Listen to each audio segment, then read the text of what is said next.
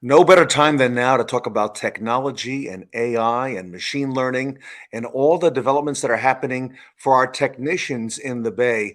And we figured we would go to the expert. And that expert today, everybody, is Bryan Levenson, who is both the founder and the CEO of CYTK, CYTK.io. Bryan, welcome back to the Fixed Ops Roundtable.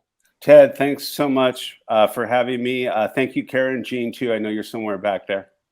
You know what? You stole the show at the Jumanji event when you came on, and a fellow named Les Silver introduced you to the Fixed Ops Roundtable, Bryan. And I tell you, we had so many people saying, "Wait, let's see that again. Look at that. Look what he's doing for our technicians with our smartphones, so that our technicians can be more efficient." And that, Bryan, that labor that the techs generate is so valuable, and you are now doing so much to help them preserve that time for the dealership. So on behalf of the Fixed Ops community, Bryan Levenson, thank you for all that you're doing. Absolutely. You know, it's interesting. It's a little tangential, but when I first met Les Silver, this was probably about 3 years ago now. He took a look at CYTK and he saw all the different things that we were trying to do on the smartphone, and he literally started cursing at me. It was like 15 minutes into the introduction.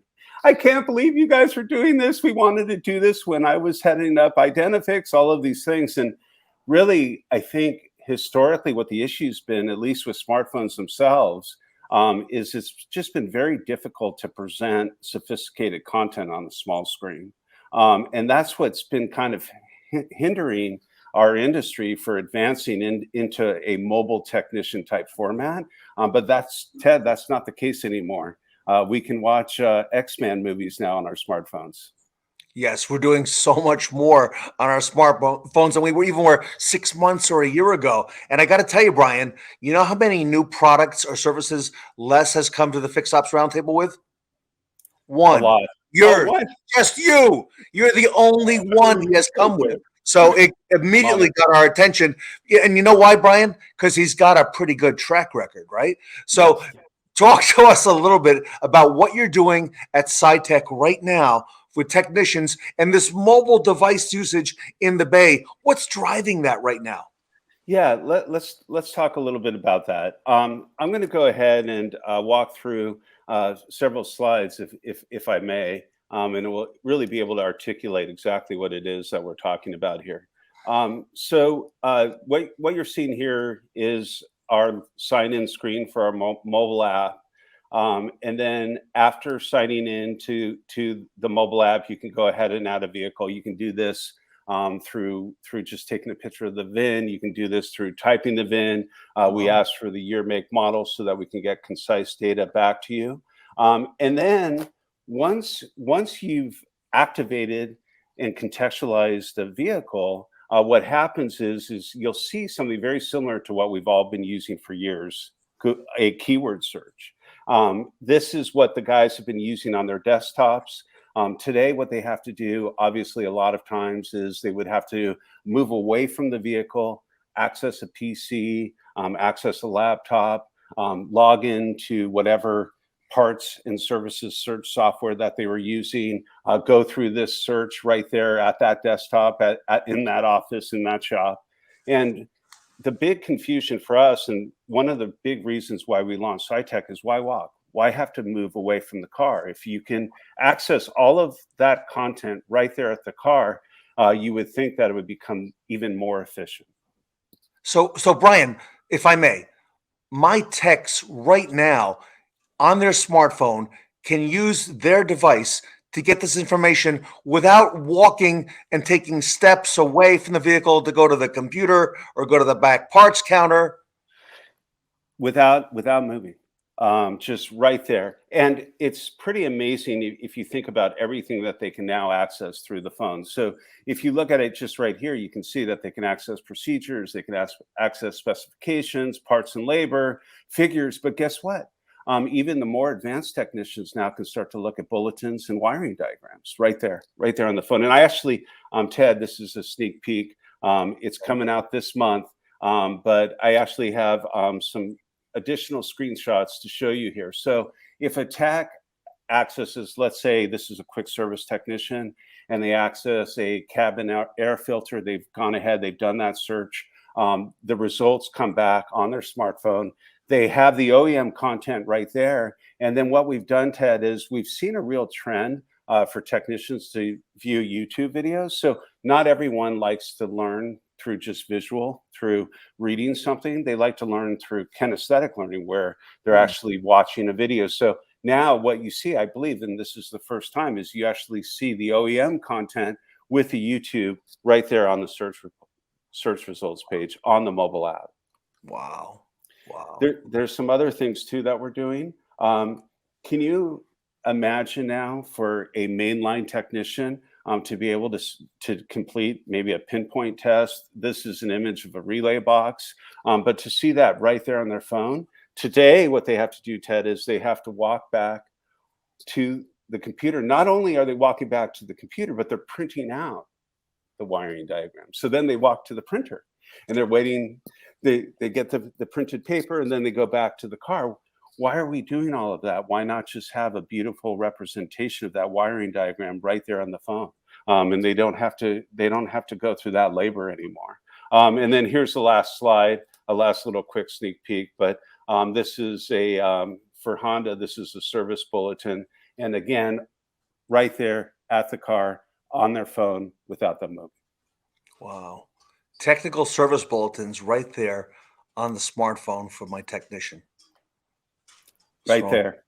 And as we evolve the app, we're going to make it very dynamic, where if there is actually an active service bulletin, you'll get push notification of that. This is all coming. It's not going to be with this release. The wiring diagrams will have its own section within the app. Because we're using as an underlying technology machine learning, and I know we're going to talk a little bit more about that, we'll be able to pair technician comments that are happening throughout the web with that actual procedure that you're viewing on the phone. So we have a lot of plans, Ted, for the fixed ops community. And everybody keeps talking about making everything frictionless for the consumer. Why not make it frictionless for the technician? Yeah. That's probably the most important one of all. I couldn't agree more. I think nothing improves the bottom line of making and empowering that technician, but not so much in the sense of doing things faster or doing things more accurately, which we know everyone's trying to do from day in, day out, but just making it so that if they have the information and it's that easily accessible and they don't have to do that physicality of looking something up, they're going to look up that information more and more, and it's just going to improve everything that's happening in the shop and in that bay. So, Bryan, this is the trend. This is what's coming, and this is what's now that you have at CYTK in the service bay. The second interesting trend that's happening, and it's been happening over the past decade, is the rise of the on-demand economy. Talk to us about that. Yeah. So there's a couple of areas where we believe mobile is starting to have a presence. And this is not only in fixed ops dealerships. I know this is our community, but this is also obviously with repair shops across the US. What's happening are three things. The first thing is that we're really seeing a trend of mobile technicians using their phone in the bay. So the numbers from IMR are staggering. 80% of techs are looking up content. We have 79% of techs are looking up OEM content or going to the actual parts supplier. It's all in the high 90 percentile, and it will just remain there. Smartphones have really taken over everything. So that's the physical behavior that's happening in the bay, specific to the usage of phones. And that's what we're building software for. With the on-demand economy, what's happening is that the consumer, your customer, their expectation is that you come to them. They don't want to come to you anymore. So whether you're coming to them at their office, whether you're coming to them at their home, obviously this won't be for more complicated repairs, but for quick service type repairs, this is going to become the mainstay and already is. We see companies getting funded across the US that are launching mobile repairmen. across thousands of cities. And what's interesting is they can't use their laptops a lot of times. There's no Wi-Fi connection. It's difficult for them to clean their hands if they're in someone's driveway, to type. There's just a whole bunch of physical ramifications. And so we believe that, again, software on the phone for that on-demand economy is going to be imperative. Wow. Wow. Uh, You're changing the whole dynamic of the whole game, Bryan. And you know what? I would imagine that your best marketing is going to be word of mouth among the technicians, telling other technicians that they're using this right now, making their lives easier. And why doesn't my dealership have this? Or why doesn't my dealership have this yet?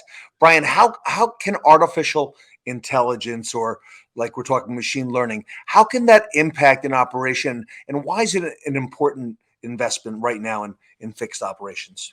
Well, Ted, you and I were chatting before we started the segment, and we were both laughing about how we keep hearing machine learning and artificial intelligence, but we're like, we haven't actually seen it. Right, right, right. Where is it being implemented? And the reason why is it actually is being implemented. For example, we were talking about Les Silver and Dynatron. That's an example of a company that is taking all of the data that's happening in the dealership, creating dashboards, trying to understand margins better, trying to understand the acuteness of time ramifications, all of the different things. And machine learning is really helping shape the analytic landscape of that dealership or of that shop. And that's the first grouping of pilgrims that are coming and settling, and they're using that type of analytic system. They're leveraging machine learning there. Another use for machine learning that we're seeing, and which we don't see, is in customer service logs. So if I have tens of thousands, hundreds of thousands, millions of call logs, and I can sift through that and identify patterns, historic patterns, I can improve the operational efficacy of that shop or of that dealership. That's a heavy use area for machine learning. But where is machine learning being used for the technician, him or herself? That really hasn't come into play yet. We're doing that. So what we're doing is there's just a ton of data around cars. And it's going to multiply with electric vehicles coming online. So we're sifting through all of those masses of data. We're presenting that on a small screen mobile device. We're actively uploading that data and content as you're using the phone. We're taking conversations that are happening across the web. We're going to infuse those data points with those conversations happening. We're going to understand historic ramifications of that car and infuse those search results with the historic ramifications. All of that is going to be powered through machine learning, Ted, and it's something that we're doing. Last but not least, we're using something called NLU, natural language understanding. We're about 60% of the way there. It's not ready for prime time. You'll see it on our app. It's signaled as a beta product. But imagine an environment now where someone can just use their voice and ask a question, get an answer. Hey, show me the specifications, show me the wiring diagram. Never set down their tools, never actually type anything, and be able to retrieve and interact with that content. That's where we believe NLU AI is really going to make its stance specific with the technician and improve that technician's lives. And like you said, up until now, it's just kind of been a hashtag out there. Who's really doing it? Bryan Levenson, you're doing it at CYTK, CYTK. So the technicians and the dealers and dealer groups that have your technology in their stores are going to become very, very efficient and lean. How do I, if I want to learn more, if I'm watching this today, and I imagine it's not just limited to the dealers and fixed ops directors, but if I want to learn more about you, Bryan Levenson and CYTK, how do I get this app? How do I get started at my store? It's so simple. There's two ways. The first one is just go to our homepage, CYTK, CYTK.io, and or you can go to the App Store and download it from the Android or the Apple App Store. And we're right there. Just type CYTK into the App Store and you'll see us there. We're downloadable. We can be up and running in your shop within minutes. CYTK. So let me spell that out. That's CYTK.io, Bryan? That's right. CYTKO. It's actually short for cyborg technician. Wow. I had no idea. But you're about to change the entire game in fixed operations. So congratulations to you. And we want you back. We want to hear more. And I know our technicians are clamoring for more information. So Bryan Levenson, congratulations to you and CYTK, CYTK.io. Go to the App Store right now, download it, get it on your smartphone, and you can be operational, as you just heard from Bryan, within a very, very short amount of time. So, Bryan. Honored to be here, Ted. Thank you so much again for having me. Thank you for all you're doing for the Fixed Ops community. Bryan Levenson from CYTK here today at the Fixed Ops Roundtable.